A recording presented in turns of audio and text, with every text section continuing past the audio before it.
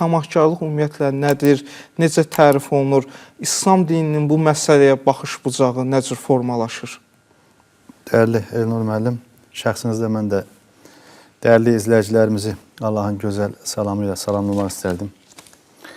Uca Yaradana dualar edək, mövzumuzun bərəkətini ondan diləyək. Ümid edirəm ki, bu münacatlarımızın da müsbət bir qarşılığını görərik. Əslində siz müqəddimədə gözəl bir xarakterik cizgi çəkdiniz. Tamahkarlıq bəlasının, fəlakətinin ipuclarını verdiniz. Əlbəttə ki, bu son günün və yaxud da ayların, illərin, əsrin bir bəlası, vəbası, bir problemi, dediyimiz o rəziləti deyil.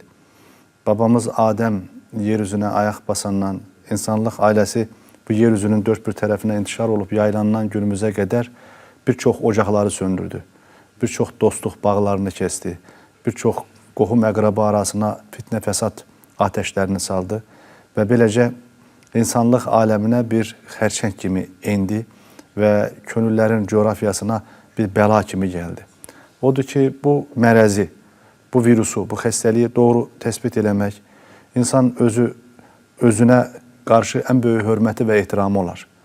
Hər halı ilə insanlar çox fərqlidir və insan dünyasında çox fərqli xüsusiyyətlər, xislətlər var.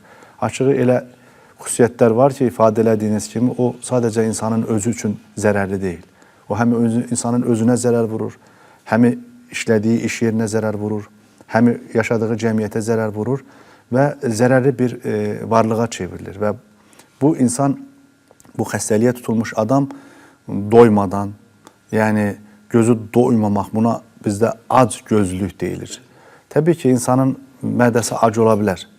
Mədəsi ac olan insana bir loğma çörək verərsən, yeyər, doyar, çəkilər. Amma gözü ac olan insan 7 arxa dönəninə var, dövlət, sərvət toplayar, yenə də doymaz. Biz bu doymazlığı əslində sevgililər sevgisi, kainat məktəbinin böyük müəllimi Aleyhisselatü Vesselam'ın bir hədis şərifində də oxuya bilirik. O deyir ki, Adəm evladına 2 vadi deyir, mal, dövlət, sərvət verilərsə, o üçüncünü axtarar. Yəni, birinci verilərsə ikincini, ikinci verilərsə üçüncünü, deməli, doymaq bilməyən bir nəfsani, nəfsi istəkdir. Bu bir mərəzdir, bu bir xəstəlikdir. Odur ki, əlbəttə ki, bu bununla da yetinmir.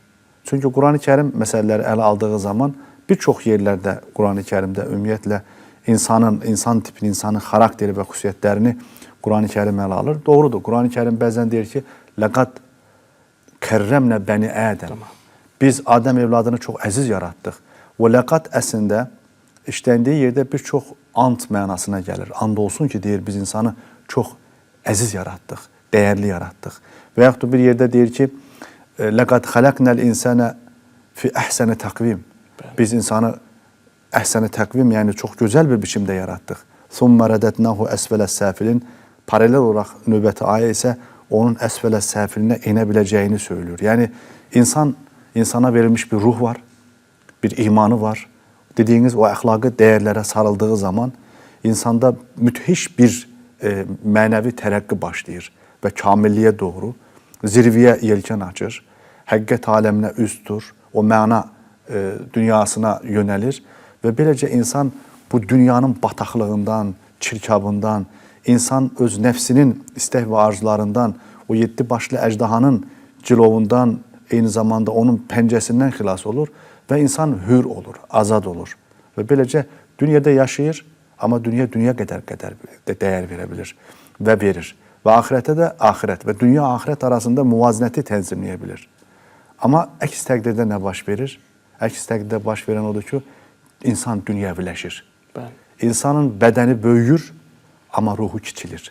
Çünki tamahkar insan doymur, sərvət sahibi olmağa çalışır, daha çox da həlmin məzid Quran-ı Kərim elmə, irfana, təqvaya aid olduğu zaman bu isə dünyaya aid tələbləri yerinə yetirir. Və ona görə də bu tamahkarlıq dediyimiz bu fəlakət yumağı insan üçün böyük bir bəlaya çevrilir.